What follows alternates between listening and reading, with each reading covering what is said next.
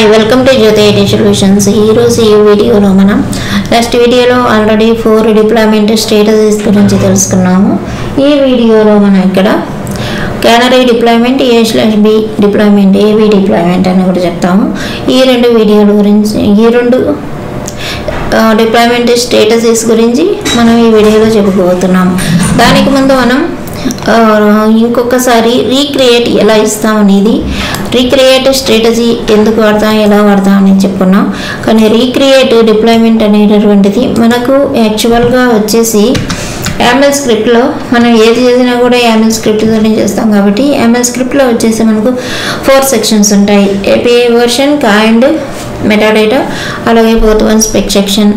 First 3 API version, kind, metadata వరకు ఎవరైనా ఈజీగా ఇచ్చేసేయగలరు. అవి ఒక్కొక్కలైనా ఉంటాయి. కాబట్టి ఈ మెటాడేటా సెక్షన్కి, స్పెక్ సెక్షన్కి మనకు రిలేటెడ్గా ఉండేలాగా ఇస్తే మెటాడేటా సెక్షన్ కూడా మనకి ఈజీగానే ఉంటుంది. కానీ స్పెక్ సెక్షన్ ఇచ్చేటప్పుడు ఇక్కడ నెంబర్ ఆఫ్ లైన్స్ అనేవి యాడ్ అవుతూ ఉంటాయి కోడ్లో, ఈ స్క్రిప్ట్లో.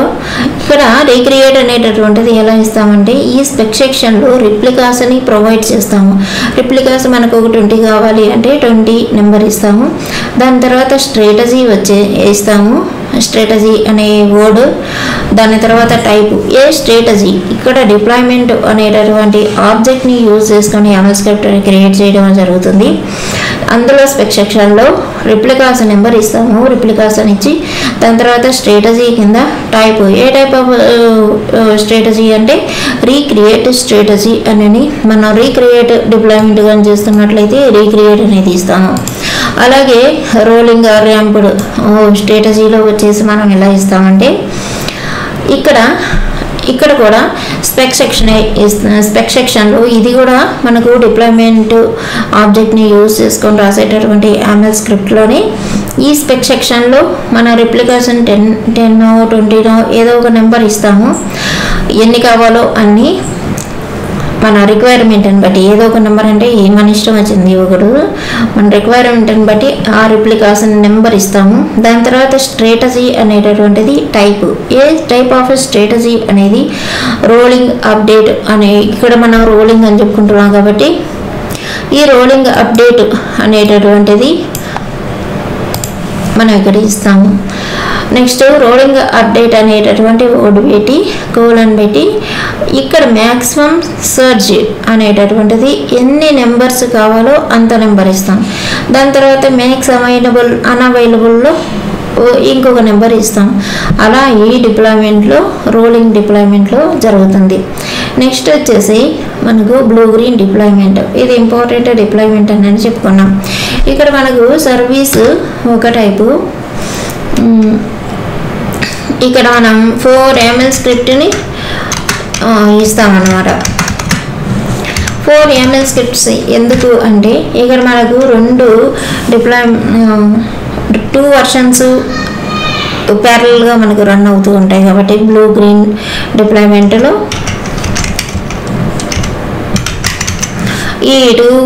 ఈ రెండిటికి సంబంధించినటువంటి ఈ ఆబ్జెక్ట్స్కి మనం 4 ఫైల్స్ అనేవి రాస్తాము. ఒకటి వచ్చేసి V1 కోసం అంటే వర్షన్ 1 కోసం రాస్తాము. ఇంకొకటి V2 కోసం అంటే వర్షన్ 2, న్యూ వర్షన్ ఏదైతే అప్గ్రేడ్ చేయాలనుకుంటున్నామో, డిప్లాయ్మెంట్ చేయాలనుకుంటున్నామో దానికోసం ఇస్తాము. దీంట్లో కూడా అలాగే V1 కోసం ఒకటి, V2 కోసం ఇంకొకటి క్రియేట్ చేస్తాము, YAML స్క్రిప్ట్ చేస్తాము. ఇక్కడ మనం ఏమి ఇస్తాము, ఇక్కడ సర్వీస్లో వర్షన్ 1 అనేది ఆల్రెడీ అప్ అండ్ రన్నింగ్లో ఉంది. ఒక అప్లికేషన్ అనేది V1 అనే వర్షన్ తోటి మనకు API వర్షన్, తర్వాత కైండ్, సర్వీస్, మెటాడేటాలో మనం నేమ్ ఇస్తాము. మన అప్లికేషన్ నేమ్ ఒక యాప్ 1 అనుకుందాము వర్షన్ B కోసం. అలా దాని తర్వాత లేబుల్స్ ఇస్తాము. ఈ లేబుల్స్ అనేవి కూడా చాలా ఇంపార్టెంట్. దాని తర్వాత సెలెక్టర్స్ ఇస్తాము. మనం ఏదైతే మెటాడేటా నేమ్లో ఇచ్చామో ఆ నేమ్ తోటి వర్షన్ని ప్రొవైడ్ చేస్తాము. దాని తర్వాత డిప్లాయ్మెంట్ ఎలా ఉంటుందంటే, API వర్షన్ కైండ్లో డిప్లాయ్మెంట్, మెటాడేటాకు సంబంధించినటువంటి ఏదైతే మనం సర్వీసెస్లో ప్రొవైడ్ చేసామో సేమ్ నేమ్ని డిప్లాయ్మెంట్లో కూడా ప్రొవైడ్ చేస్తాము. అలాగే స్పెక్ సెక్షన్లోకి వచ్చేటప్పటికి టెంప్లేట్ మెటాడేటా లేబుల్స్లోకి వచ్చేటప్పటికి service labels deployment labels same name తోటి ఉండాలి. ఇంకా వర్షన్ కూడా సర్వీసెస్లో ఏ వర్షన్ ఇచ్చినామో డిప్లాయ్మెంట్లో కూడా అదే వర్షన్ ఇస్తాము. సేమ్ అలాగే మనం V1 కోసం అలా రాస్తాము, V2 కోసం కూడా సర్వీసు డిప్లాయ్మెంట్ అనేది సేమ్ ఏఎంఎల్ స్క్రిప్ట్ని ఇక్కడ ప్రొవైడ్ చేస్తాం. దానివల్ల ఇక్కడ బ్లూ గ్రీన్ డిప్లాయ్మెంట్ అనేది జరుగుతుంది ఏఎంఎల్ స్క్రిప్ట్ని యూజ్ చేసుకొని. Next canary deployment. ఈ కెనరీ డిప్లాయ్మెంట్ అనేది ఈ స్ట్రాటజీలో వచ్చేసి మెయిన్గా వచ్చేసి ఈ 4 ఉన్నట్లుగా ఈ కెనరీ డిప్లాయ్మెంట్ అలాగే ఏబీ టెస్టింగ్ డిప్లాయ్మెంట్ అనేవి ఉండవు. ఇక్కడ మనకు డిఫరెంట్గా ఉంటాయి. ఈ కెనరీ డిప్లాయ్మెంట్ అనేది కెనరీ డిప్లాయ్మెంట్ యూజర్స్ ఎవరైతే యూజర్స్ అని చెప్పుకున్నామో మనం కుబర్నెటిస్ ఆర్కిటెక్చర్లో యూజర్స్ అని చూసాము. ఆ యూజర్స్ని బేస్ చేసుకొని ఈ కెనరీ డిప్లాయ్మెంట్ అనేది ఇవ్వడం జరుగుతుంది. ఒకవేళ మనది కానీ ఒక అమెజాన్ అప్లికేషన్ అనుకుందాం, అమెజాన్ షాపింగ్, అమెజాన్ అంటే AWS కాదు, అమెజాన్ షాపింగ్ అప్లికేషన్ అని అనుకుందాము. ఈ అప్లికేషన్ని ఆల్రెడీ మనకు తెలుసు మన సిస్టంలో కానీ మొబైల్స్లో కానీ అప్గ్రేడేషన్స్ వస్తూ ఉంటాయి. చాలామంది న్యూ అప్గ్రేడేషన్స్కి పోవడానికి అప్గ్రేడ్ చేసుకోవడానికి ఒక్కొక్కసారి ఇష్టపడరు. కొంతమంది ఓల్డ్ వర్షన్ బాగుందని చెప్పి ఆ వర్షన్ తోటే వర్క్ చేస్తూ ఆ వర్షన్ని యూజ్ చేసుకుంటూ ఉంటారు. ఇక్కడ కూడా ఈ యూజర్స్ని బేస్ చేసుకొని టెస్ట్ చేస్తారు. ఫస్ట్ ఇక్కడ వచ్చేసి మనకు ఇక్కడ కూడా మనకు 2 వర్షన్లు రన్నింగ్లోనే పెడతాము. ఈ 2 వర్షన్లలో రెప్లికాస్ వచ్చేసి ఒక వర్షన్కి ఒక 100 పార్ట్స్ రన్ అవుతుంది అనుకుందాము మన K8s క్లస్టరు. ఈ 100 రన్నింగ్ పార్ట్స్లో నుంచి 95 రన్నింగ్ పార్ట్స్ వచ్చేసి V1 అనే వర్షన్ తోటి మనకు రన్ చేస్తాము. దాని తర్వాత ఇంకొక 5 రెప్లికాస్ తోటి వర్షన్ 2 అనేటటువంటిది ఇస్తామన్నమాట. ఈ వర్షన్ 2 కోసం కొంతమంది యూజర్స్ని ఒక స్మాల్ పూల్గా క్రియేట్ చేసి ఈ న్యూ వర్షన్ అనేది సర్వ్ అయ్యేటట్లు ఆ యూజర్స్ ఎలా యూటిలైజ్ చేసుకుంటున్నారు ఈ అప్లికేషన్ అనేది ఇక్కడ మనం గమనిస్తూ ఉంటాము. మనకు అన్నీ కూడా తెలుస్తూ ఉంటాయి. కుబర్నెటిస్ క్లస్టర్లో ఎంత యూజర్స్ ఏ యాప్ని యూజ్ చేస్తున్నారు అనేటటువంటిది అంతా కూడాను ఆ ఇన్ఫర్మేషన్ అంతా కూడా వస్తూ ఉంటుంది. ఎంత ట్రాఫిక్ వెళ్తుంది, ఎంత ట్రాఫిక్ డిస్ట్రిబ్యూషన్ జరుగుతుంది, ఇవన్నీ కూడా మనకు కుబర్నెటిస్ క్లస్టర్లో తెలుసుకుంటూ ఉంటాము. బయట యూజర్స్కి అయితే ఏమీ తెలీదు. ఇక్కడ ఎట్లా ఈ కెనరీ డిప్లాయ్మెంట్ యూజర్స్ని టెస్ట్ చేసుకొని జరిగేటటువంటిది.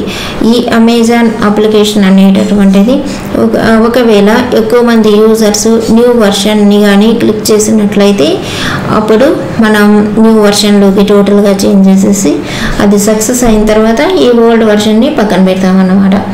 ఈ 2 కూడా సైడ్ బై సైడ్ ఉంటాయి. 2 డిప్లాయ్మెంట్స్ ఇక్కడ జరిగి ఉంటాయి. అంటే 2 డిప్లాయ్మెంట్ కోసం ఎంఎల్ స్క్రిప్ట్ అయితే ఉంటుంది రెడీగా. దీనికోసం మనకు ఏమవుతుందంటే 100 పార్ట్స్ని రన్ చేయాలి అంటే మనకు కాస్ట్ ఎక్కువ అవుతుంది. దానికోసం మనం ఏం చేస్తామంటే అప్లికేషన్ బేస్డ్ ఒకవేళ మనకు NGINX అందరికీ తెలిసింది, అలాగే హై అవైలబిలిటీ ప్రాక్సీ అనేటటువంటిది, సర్వీస్ మెష్ అనేటటువంటిది, ఇలాంటివి అప్లికేషన్ రిలేటెడ్ లోడ్ బ్యాలెన్సర్లు ఉంటాయి. వాటిని యూజ్ చేసుకున్నట్లయితే మనకు కొంచెం ఈ కెనరీ డిప్లాయ్మెంట్ చేయడానికి అవి మనకు కాస్ట్ అనేది తగ్గించడానికి అలాగే త్వరగా మన వర్షన్ని అప్గ్రేడ్ చేయడానికి యూజ్ అవుతాయి. నెక్స్ట్ వచ్చేసి ఏబీ డిప్లాయ్మెంట్. ఏబీ డిప్లాయ్మెంట్ ఎలా ఉంటుందంటే మనం చెప్పుకున్న కెనరీ డిప్లాయ్మెంట్ యూజర్స్ చేసేటటువంటి అప్లికేషన్ని ఎలా చూస్తున్నారనే దాని మీద టెస్ట్ చేసి చేస్తామని. ఈ ఏబీ డిప్లాయ్మెంట్ కూడా సేమ్ అలాగే ఉంటుంది కెనరీ డిప్లాయ్మెంట్ లాగానే. కాకపోతే ఇక్కడ ఏమవుతుందంటే మనం ఇప్పుడు గూగుల్ని ఓపెన్ చేసి ఏదైనా సెర్చ్ చేయాలి అనుకున్నప్పుడు మనం ఒక వెబ్సైట్ని సెర్చ్ చేయాలనుకుందాము. ఆ వెబ్సైట్ని సెర్చ్ చేయాలనుకున్నప్పుడు ఏం చేస్తామంటే మనం ఏదో మనకు కావాల్సింది టైప్ చేస్తాం.